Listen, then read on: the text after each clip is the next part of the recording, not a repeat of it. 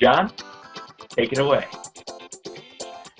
Great, thank you, and great job, Jeremy. Thank you very much. So I'm going to talk a little bit about NSI wireless design services and some of the differences that you'd see between what we do and a lot of the competition out there.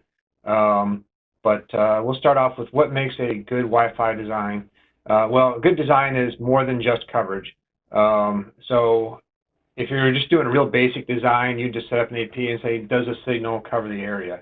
But the real question is not only does it cover the area, but can you fit as many clients in that area as the AP can support? And is it going to provide you with the signal-noise ratio you need for all the devices in that area to sustain those number of clients as well as the amount of traffic you want to pass? So as you get further away from the AP, your data rates go down, which means your throughput goes down, which would also mean fewer clients and fewer aggregate throughput, lower aggregate throughput on the access point. So a good design is going to do things like minimize RF waste. So what I mean by RF waste is, for example, you have two APs in the same channel and they're overlapping each other by a large margin. You only need one of those APs servicing that area. So all the beacons and stuff and traffic coming out of the other AP is just wasting the RF that the other AP needs to service its clients. Provide optimized average signal-noise ratio. So what you want to go for, what you want to see in a good design is the highest average signal-noise ratio as possible.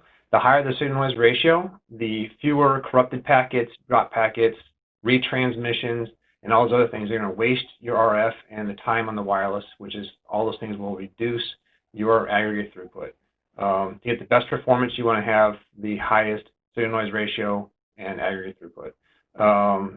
Adequate radios to service high-density areas. So once again, if you're just going for coverage, you might do one AP for, say, 4,000 square feet or 3,000 square feet, and you want to put 400 clients in that area.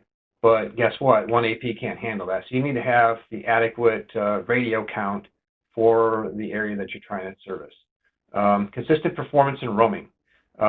This is quite often an item that is difficult to do and easy to get wrong. So consistent performance is where your signal strength to the AP is going to be a lot more consistent.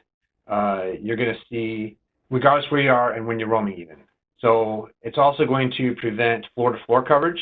Quite often floors might have corrugated steel, concrete, and if your APs are turned up too high or using the wrong antennas, you could actually be connecting two APs on different floors than the one you're currently walking.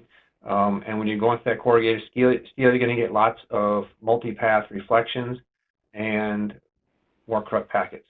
So you might have a strong signal from the AP up there, but your throughput is going to be terrible, which means your consistent performance is not going to exist. Your design should consider aesthetics and physical security. Many cases, security is not a big concern, but aesthetics is almost always a concern. Quite often you'll have, the integrated antennas. You want to use those whenever you can, just because you don't have the external antennas hanging down, and the AP usually matches the ceiling. You'd want to try to use a wire going to the AP if it's exposed. You want to try to use a white wire so it matches the ceiling and the AP. And then there's also options like drop-in enclosures. You can do a drop-in enclosure and a drop ceiling and put the AP inside there. You can get your physical security, and it improves aesthetics because now the AP is flush with the ceiling instead of hanging, 1.5 inches below the ceiling grid. Parameters will be determined from wireless devices and customer requirements. So this is where you take additional information to make sure that the coverage level it matches what the devices require, and the level of performance that you really want to get from your network matches what's designed. So sometimes you may say, a customer may say, these areas I don't really care about, incidental coverage is fine. That's great, because we need to take that into consideration in our design, so that way you're not buying more APs than you need to provide that other level of coverage in the areas that you're not really concerned about.